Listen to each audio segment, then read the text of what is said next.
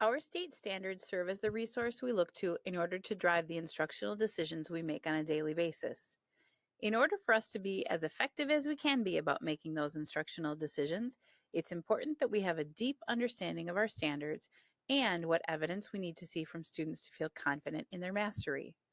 We recognize that with any process, there's a continuum of expertise among our collegial group. If you're steeped in a method of standards unpacking, it's important for us to lean on your understandings while we also provide an opportunity for all of our colleagues to struggle productively and work our way through this intentionally messy process. Learning takes work, right? Are you ready? You're encouraged to hit pause at any point during this video so that you can engage in professional discourse with your colleagues or find indicated handouts. Your decisions will set the pace of the work to make it most meaningful for your group. You should have in front of you the first reading standard found in the collection of ELA standards. You'll notice that the setup of the document may be different than you've seen in previous standards. It's modeled after the SciMath Minnesota's progression document of math standards. We've found that being able to see the journey a student walks through the benchmarks under a K-12 standard helps us to better align our expectations for grade level competency. The first thing that we ask you to do is read the overarching standard. Then look at your grade level's benchmark. Circle or highlight the concepts that are discussed in that grade level benchmark. Concepts are typically nouns, but not all nouns are concepts. Press pause to discuss with your neighbors what words or phrases you chose. Click play when you're ready to resume. Our next step is to identify the skills articulated in the benchmark. Skills are typically verbs, but not all verbs are skills. Circle or highlight the skills in your grade level benchmark. Press pause to discuss with your neighbors what words or phrases you chose. Click play when you're ready to resume. Our next step is to begin building our visual understanding of this unpacking. You should have a gridded graphic organizer in front of you that looks like this. Please write each partnered skill and concept into the boxes. The skill goes here and the concept goes here, one word or phrase per box. Fill in as many rows as you need in order to address each skill concept partners written into your one grade level benchmark.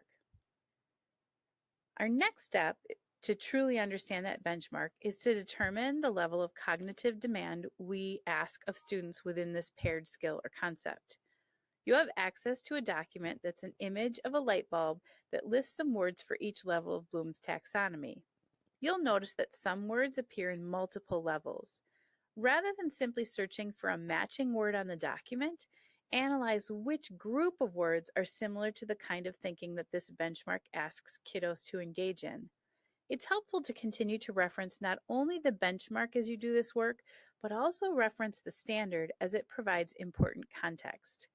Once you've discussed and decided what's the level of cognitive demand, add that to your graphic organizer.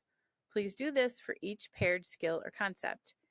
Press pause and discuss with your neighbors. Click play when you're ready to resume. Our next step is to consider what evidence you need to see from an individual student that helps you feel confident that they've mastered that partnered skill and concept. Think about this less like a project or product and more like what behaviors or strategies or evidence a student would need to show. It's likely that a student could show mastery in a variety of projects or products, and the choice of what to do may be an individual educator's decision. But it's important that you and your grade level colleagues agree about the quality of evidence you agree is mastery. Jot that into the graphic organizer. Please do this for each paired skill and concept. Press pause to discuss with your neighbors. Click play when you're ready to resume. Our standards aren't written in a grade level scope and sequence. The understanding is that students will meet mastery by the end of the school year.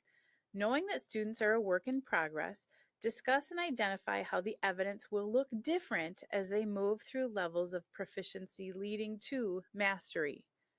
For this unpacking process, we'll use the words beginning, developing, and approaching leading to mastery. Discuss how the evidence will look different between those levels.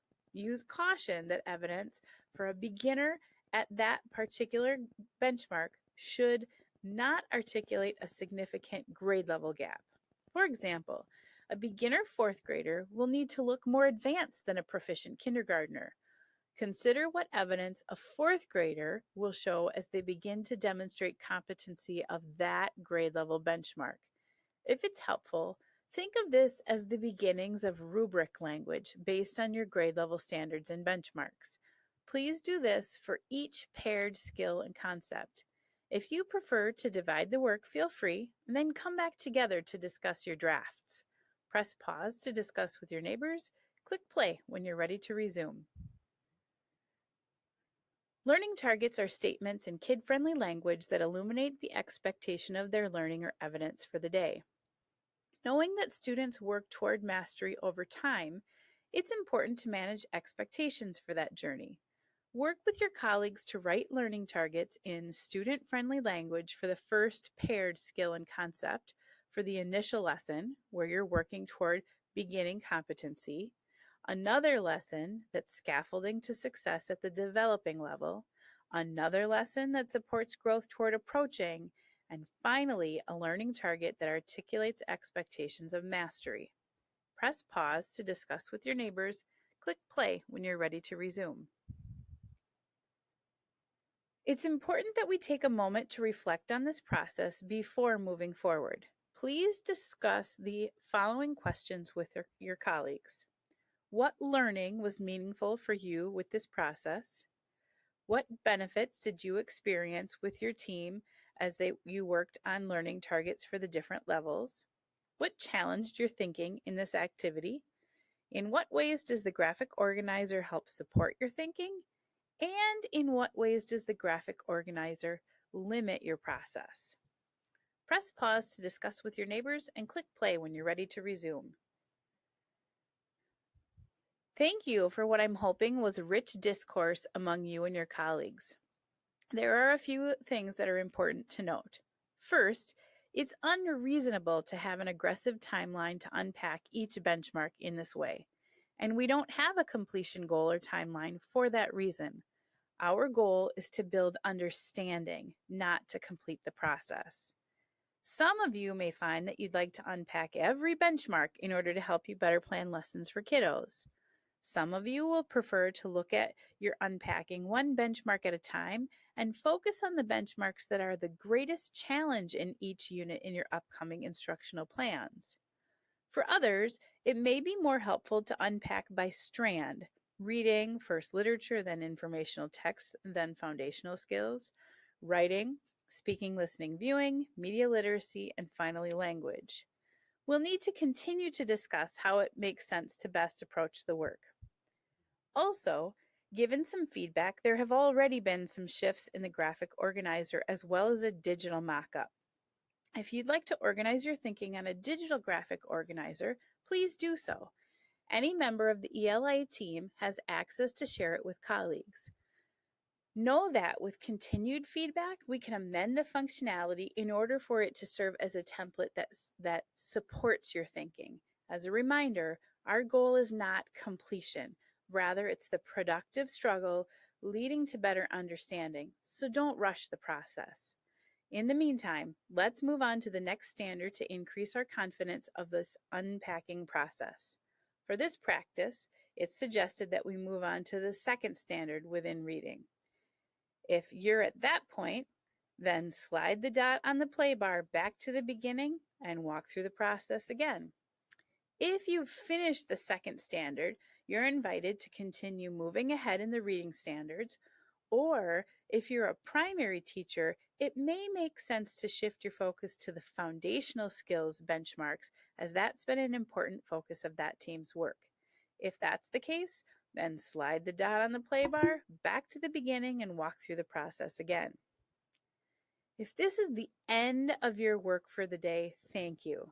Thanks for getting messy in the process, for working diligently to thoroughly understand some standards, and for making the commitment to support student learning every single day. I'm hopeful that this process has invited some reflection and has provided another springboard for growth in our continuous improvement process. Have an awesome rest of your day.